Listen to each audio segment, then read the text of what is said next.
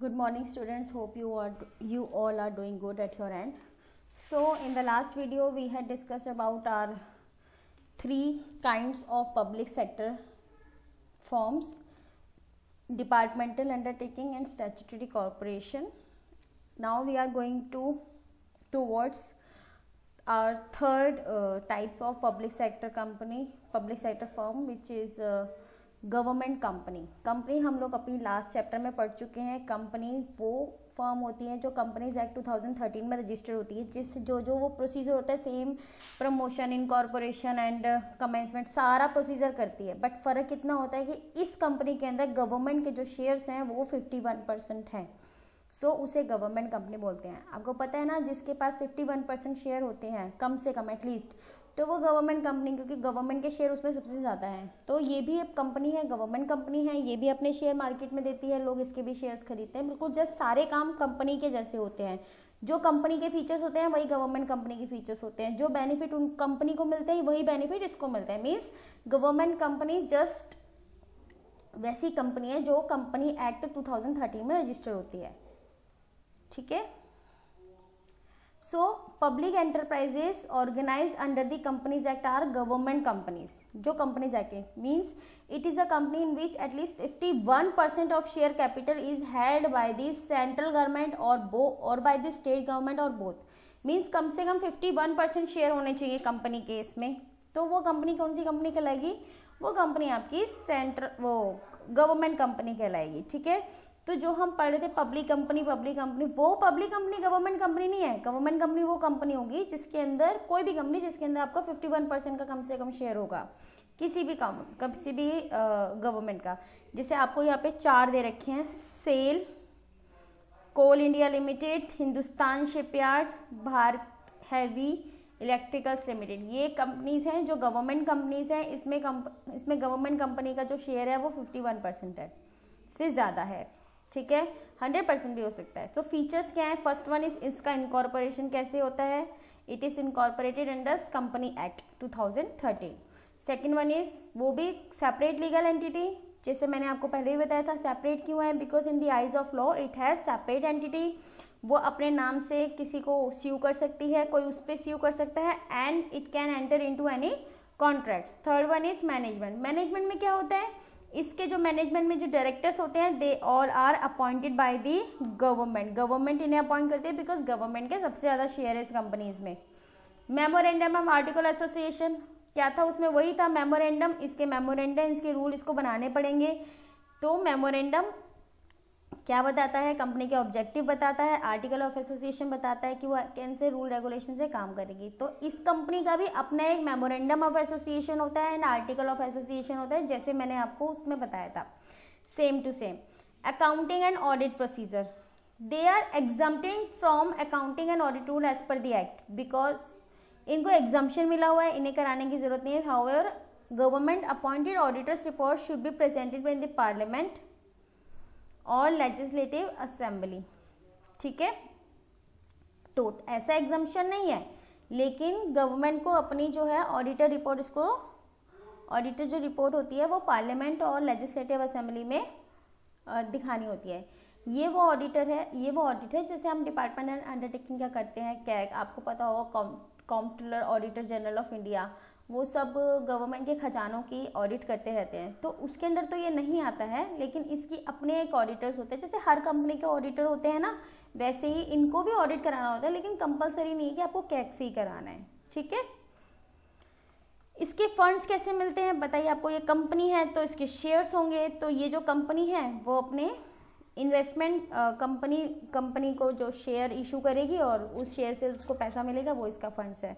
So investment in government companies is raised by government share holdings. या तो government, obviously government के shares हैं, government का 51% का स्टेक है, तो गवर्नमेंट या तो अपना पैसा लगाएगी या और लोगों से पैसा मांगेगी अपने शेयर इशू करके.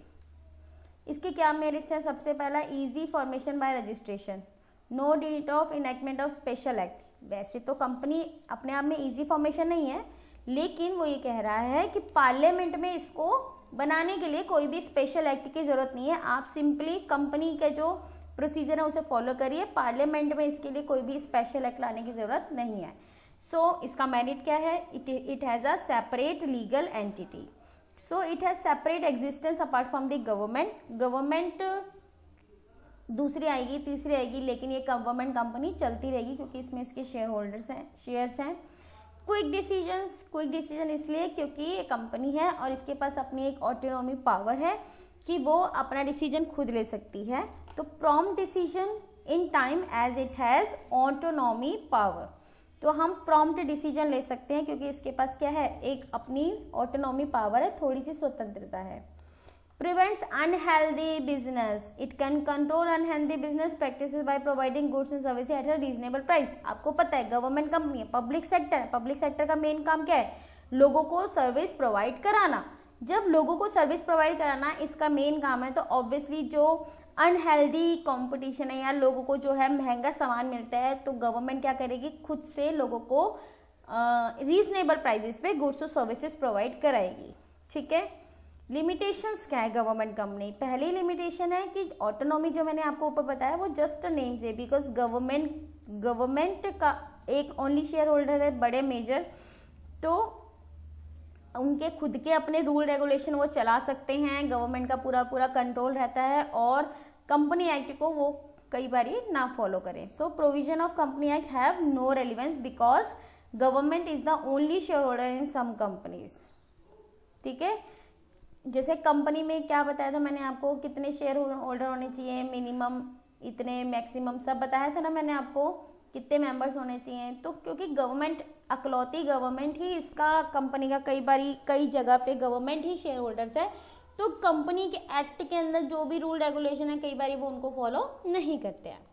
No accountability means even though major investment is made by the government, it is not answerable to the parliament, because मैंने आपको बताया पार्लियामेंट का कोई स्पेशल एक्ट नहीं है, पार्लियामेंट में इसको खड़े होकर ये नहीं बताना कि हमें क्यों लॉस हुआ, क्या हुआ, कैसे नहीं हुआ, इनका कोई अपना स्पेशल बजट ऐसे नहीं निकलता है। सो गवर्नमेंट के इतना मेजर शेयर इसके अंदर लगता है, फिर भी ये पार्लियामेंट में डिस्कस नहीं होता, no accountability.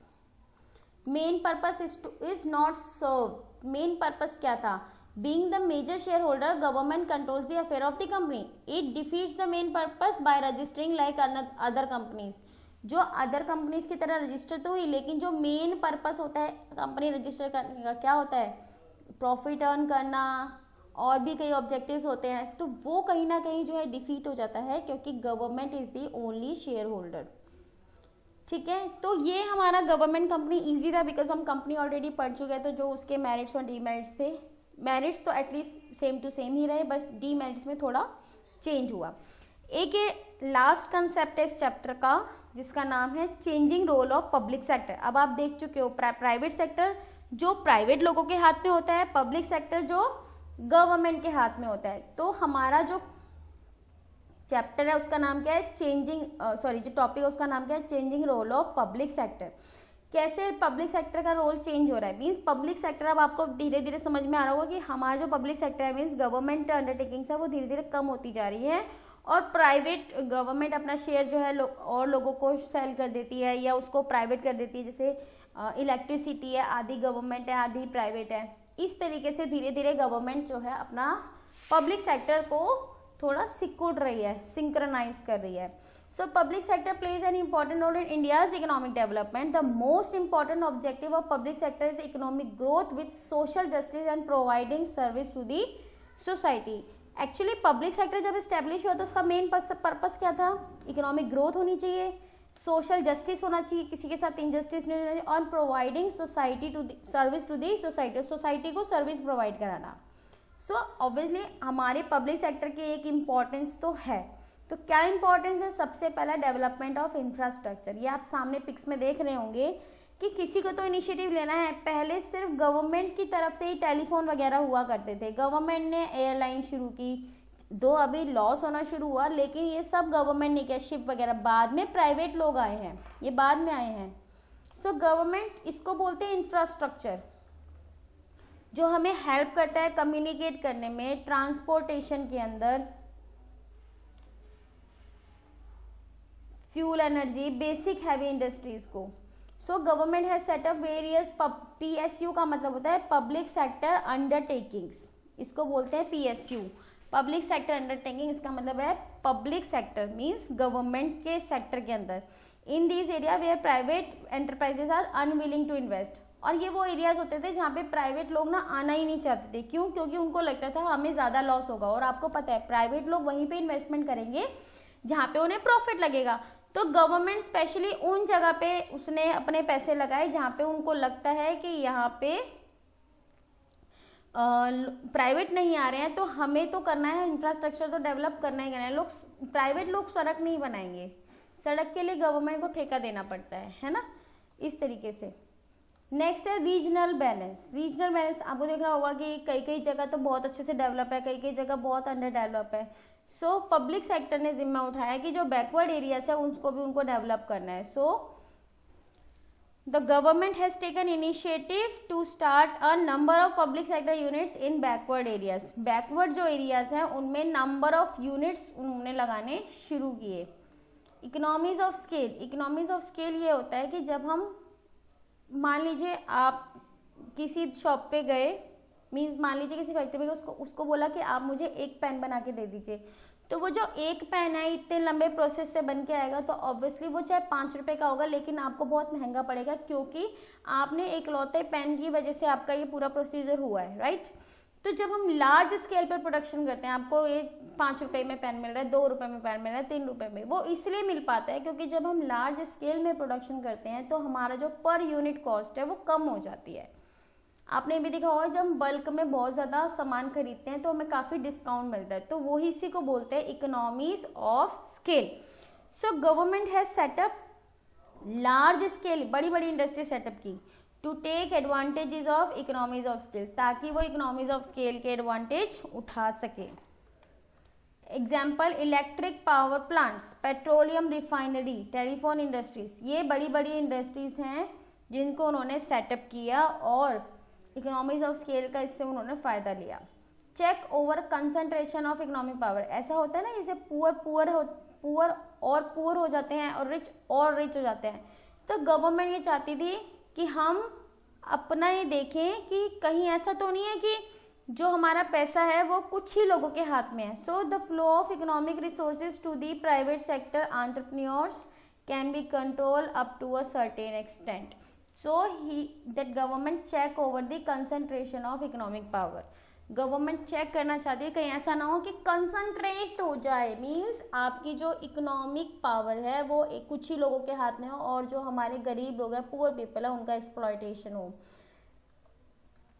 Import substitution. Government क्या चाहती है? एक्सपोर्ट बढ़ाना और इम्पोर्ट को कम करना। तो गवर्नमेंट हर वो प्रयास करने में लगी है जिससे हम इम्पोर्ट को सब्सटीट्यूट कर सकें, मीन्स इम्पोर्ट नहीं करें और उसी का जो सब्सटीट्यूट है अपने इंडिया में ही उसको प्रोड्यूस करें, इसे बोलते हैं import substitution. So government setup public sector units for production of capital goods which were imported. Government ने सेटअप किए पब्लिक सेक्टर ताकि जो प्रोडक्ट्स हम बाहर से इम्पोर्ट कर रहे हैं, स्पेशली हमारा देश कैसा था, कृषि प्रधान देश, एग्रीकल्चर बेस्ड कंट्री है हमारा, तो हमारे पास बहुत ज़्यादा कैपिटल गुड्स तो थे नहीं, तो हमने क्या किया, हमने अपनी बड़ी बड़ी इंडस्ट्रीज को सेटअप किया और कैपिटल गुड्स को यहीं पे मैन्युफैक्चर करना शुरू किया। So there are several public sector companies which are producing on goods on large scale, thus playing an important role in expanding exports of the country also। Means उन्होंने सोचा कि हम यहीं पे प्रोड्यूस करेंगे और एक्सपोर्ट भी यहीं से करेंगे, ये उनका मेन मकसद था। क्योंकि उस समय क्या था ना, प्राइवेट सेक्टर इन सब चीज़ों में अब तो काफ़ी अच्छे से आ रहे हैं, इसलिए आप देख रहे हो कि पब्लिक सेक्टर का रोल जो है कम होता जा रहा है और प्राइवेट सेक्टर का बढ़ता जा रहा है। So government policy towards public sector, public sector के लिए गवर्नमेंट की पॉलिसी कैसी रही है? आप इकोनॉमिक्स में पढ़ोगे ये या पढ़ भी चुके होंगे मुझे नहीं पता, लेकिन मैं आपको बता देती हूँ कि 1991 जो था हमारे देश के लिए एक बहुत टर्निंग पॉइंट था। 1991 में बहुत सारे रिफॉर्म्स हुए थे, उनमें से जो सबसे बड़ा रिफॉर्म था वो था LPG policy. LPG means L stands for liberalization, P stands for privatization and G stands for globalization। So इसके बारे में हम पढ़ेंगे। So government of India introduced 4 major reforms in the public sector through industrial policy in 1991। 1991 में policy आई, इसको हम reform बोलते हैं क्योंकि ये टर्निंग पॉइंट था। सबसे पहले चीज़ क्या हुई, जो हमारे PSUs थे वो बेचारे बहुत ज़्यादा लॉस में जा रहे थे। क्यों? क्योंकि वो गवर्नमेंट सेक्टर थे, कंपटीशन नहीं था, तो वो लेथार्जिक हो गए थे। So we are going to restructure and revive them. थोड़ा सा उनमें एनर्जी बढ़ी, उनको रीस्ट्रक्चर किया, रिवाइव किया।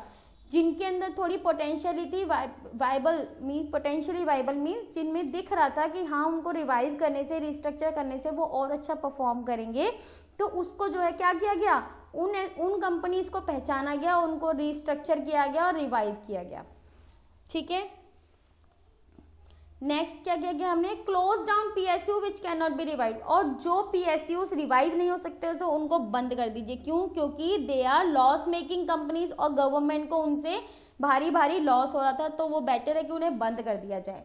सी point, bring down government equity in all non strategic PSUs to 26% और लोअर इफ पॉसिबल। इसका मतलब क्या है कि जो PSUs पब्लिक सेक्टर अंडरटेकिंग्स के अंदर जो गवर्नमेंट ने पैसे डाल रखे थे उसको कम करिए, मीन्स 26% तक लेके आइए। मीन्स जहाँ पे 51%, 70, 80, 90, 100% तक गवर्नमेंट का शेयर था, उसे कम करके, मीन्स कैसे कम होगा, हम अपने शेयर्स को बेच देगी, गवर्नमेंट अपने शेयर्स को बेच देगी और कोई ना कोई उसके शेयर्स को ले लेगा। तो मेन मकसद था कि आप अपने शेयर्स को बेचना शुरू करिए और अप टू 26% लेके या उससे भी कम लेके आइए अगर ज़रूरी है। तो अपने स्टेक को उन्होंने कम करना शुरू किया। Protect the interest of workers, लेकिन उनके जो वर्कर्स थे उनका इंटरेस्ट को कुछ नहीं होना चाहिए, क्योंकि वर्कर्स जो हैं अपनी सैलरी के लिए गवर्नमेंट पे ही डिपेंड थे उस वक्त, तो उन्होंने वर्कर का भी ध्यान रखा। तो इन सब चीज़ों को जो चेंज करा उसके लिए हमें क्या क्या मेजर्स लेने पड़े ये हम देख लेते हैं। तो सबसे पहला जो मेजर था वो था reduction in the number of industry reserve for public sector. ऐसा था हमारे देश में कई ऐसी कंपनीज थी जो सिर्फ ये बोला था कि इस पे तो सिर्फ गवर्नमेंट कंपनी ही खुलेगी, तो उनके जो नंबर्स थे वो कम किए। देखिए कैसे, सबसे पहला था 17 इंडस्ट्रीज। 1956 के अंदर 17 industries were reserve for public sector as per the industrial policy. Industrial policy 1956 के अंतर्गत 17 ऐसी इंडस्ट्री थी जो सिर्फ और सिर्फ जिसपे गवर्नमेंट ही खोल सकती थी, बाकी प्राइवेट कंपनीज को तो खोलने का कोई हक ही नहीं था। फिर 1991 में क्या हुआ, 1991 में इन 17 को हटा दिया गया। अब कितनी रह गई, 8। It has been reduced to 8 and again 2001 में कितनी और कम कर दी, only 3। Now 3 industries are reserved for government और बाकी सबको प्राइवेट के हाथों में दे दिया गया।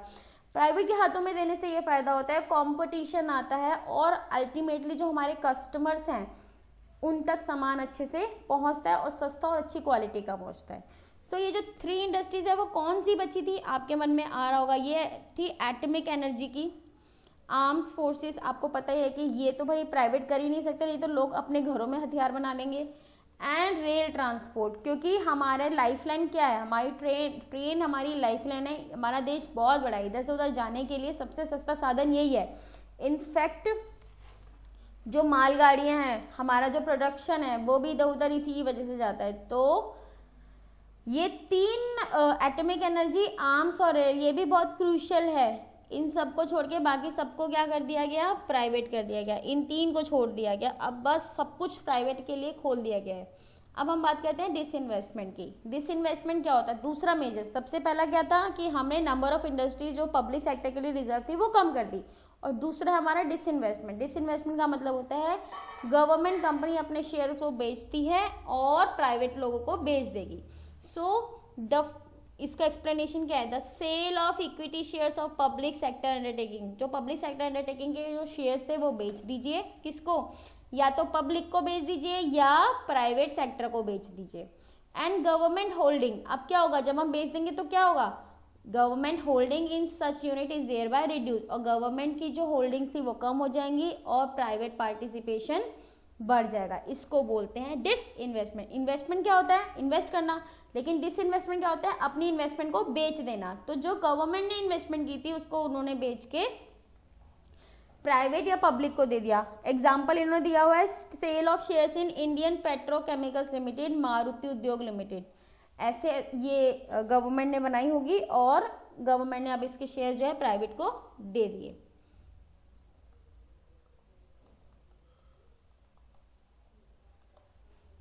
नेक्स्ट है प्रोटेक्शन ऑफ सिक यूनिट। सिक का मतलब पता ही है आपको, सिक का मतलब होता है बीमार।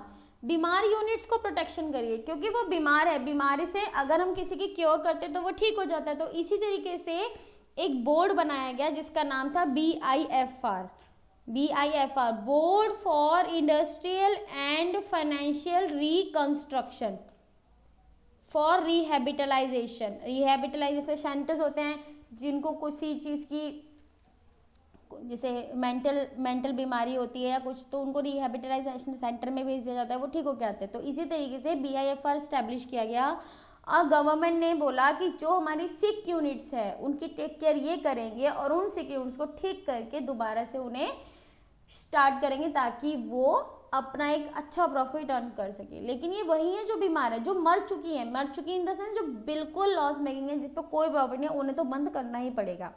So highly sick public enterprises which are unlikely to be revived will be referred to the board for industrial and financial reconstruction। उनको रेफर किया गया। अब वो डिसीजन लेंगे कि इन्हें बंद करना है कि इन्हें हम ठीक कर सकते हैं।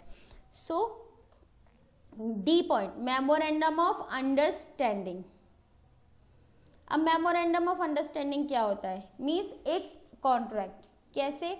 To improve the performance, PSU यानी कि पब्लिक सेक्टर अंडरटेकिंग की परफॉर्मेंस को इम्प्रूव करने के लिए government introduced MOU system by giving clear target and operational autonomy to achieve those targets. Means हुआ क्या, गवर्नमेंट ने क्या किया, अब एक MOU बनाने स्टार्ट किए और उनको टारगेट दे दिया कि आपका ये टारगेट है, आपको ये अचीव करना है, ठीक है।